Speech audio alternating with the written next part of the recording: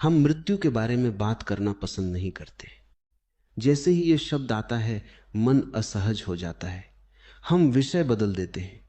हम कहते हैं अभी क्यों सोचना, अभी तो जीवन जीना है। लेकिन यही समस्या है, हम मृत्यु से भागते हैं, इसलिए जीवन को सतह पर जीते हैं।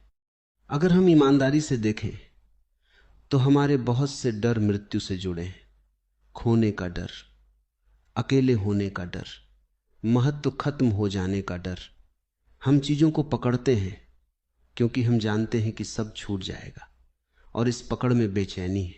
मृत्यु सिर्फ शरीर का अंत नहीं है, मृत्यु हर क्षण हो रही है।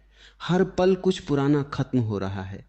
एक विचार खत्म होता है, एक भावना गुजरती है, एक दिन मर जाता है ताकि नया दिन जन्म ले सके। जीवन और मृत्यु अलग घटनाएं नहीं हैं, वे एक ही प्रक्रिया के दो पहलू हैं। लेकिन मन स्थायित्व चाहता है। वो चाहता है कि खुशी टिक जाए, संबंध टिक जाए, पहचान टिक जाए। जब कुछ भी नहीं टिकता फिर मन हमेशा संघर्ष में रहता है। यही संघर्ष हमें थका देता है। अगर हम मृत्यु को विचार की तरह नहीं, एक तथ्य की तरह देखें तो एक अजीब स्पष्टता आती है। हम देखते हैं कि हर चीज अस्थायी है और इस समझ में दुख नहीं है, इसमें हल्कापन है, क्योंकि पकड़ ढीली पड़ने लगती है। जब इंसान सच में देखता है कि सब गुजरने वाला है, तब वह चीजों को अलग तरह से छूता है। वो संबंधों को पकड़ता नहीं बल्कि जीता है।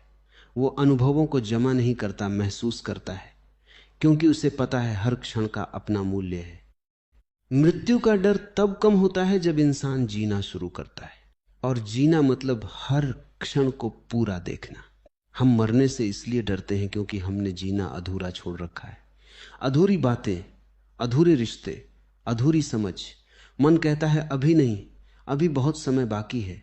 लेकिन जो इंसान हर दिन पूरी तरह से जीता है वो रात से नहीं डरता, क्योंकि उसे पता है जो था वो पूरा था। मृत्यु हमें एक गहरा सवाल देती है।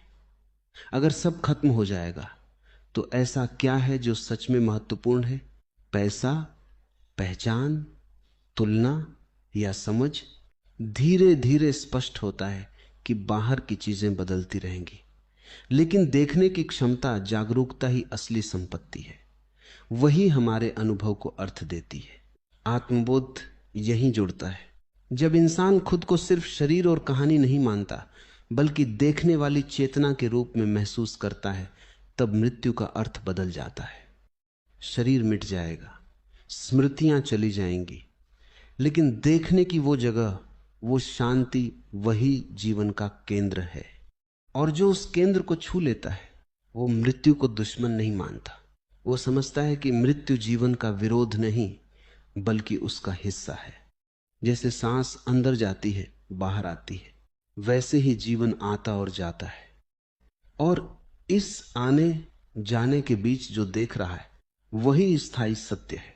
मृत्यु को समझना ही जीवन को पहली बार समझना है, क्योंकि जो समाप्ति को स्वीकार कर लेता है वो हर शुरुआत को गहराई से जीता है।